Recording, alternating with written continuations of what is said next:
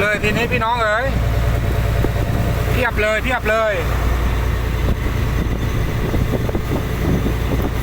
พันเกือบ10,000แล้วมั้งเนี่ยทีเดียวเพี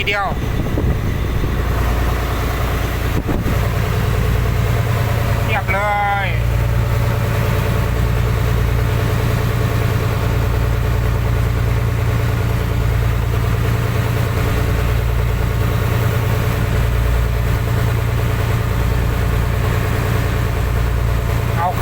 ขึ้นเรือแล้วเอาขึ้นเรือไม่ได้เลยมีพี่น้องรอบเมื่อกี้นี่ตัดรอบทิ้งเลย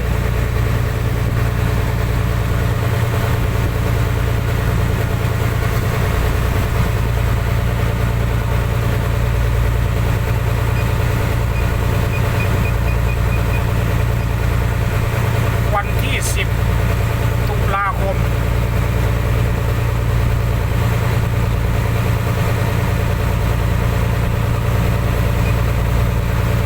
8:35 นาที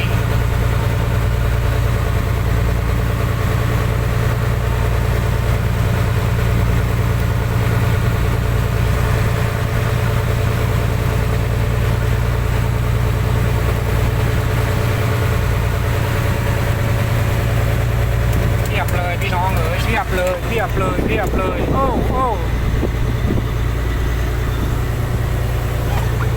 นี่ปะเก๋าไฟนี่อ่างจ้อนี่หูช้างนั่นเลยเขี้ยวใหญ่2 ตัวเก๋าไฟอ่างจ้อโอ้เพียบเลยเพียบหูช้าง4 ตัวเลยดิหูช้าง4 ตัวนี่ปากหมูปากแหนบไหนจะให้ดูปลานี่ปลาญี่ปุ่นนี่ปลาญี่ปุ่นหมูช้างเพียบเลยพี่น้องเอ๋ยเพียบเลยเขี้ยวใหญ่ลูกหมูเพียบ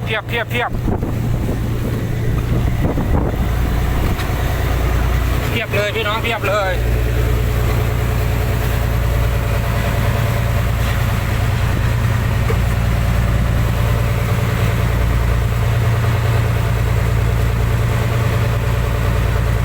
พี่น้องเพียบเล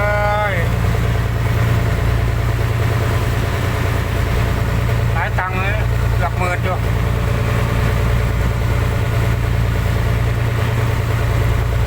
ทีเดียว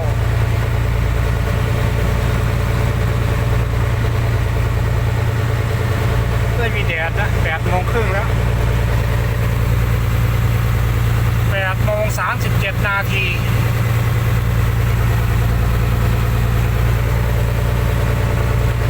ไม่มีแดด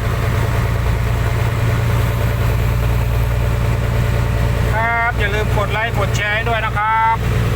เพื่อเป็นกำลังใจนครแดงโปรโมชั่น